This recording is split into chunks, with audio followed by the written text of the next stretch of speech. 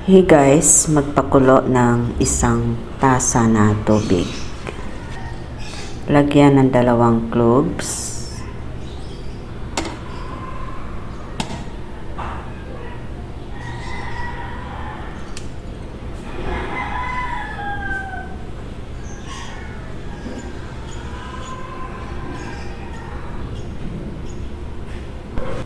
Ito na yung 2 cloves. Unti-unti nag-iiba ang kulay niyan. Pag malamig na, ito na siya.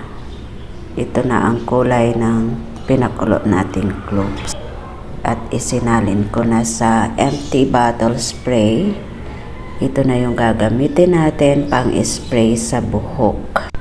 Ganito guys, spray natin sa ating buhok para hindi na siya maglagas at lalong kakapal tsaka makintab.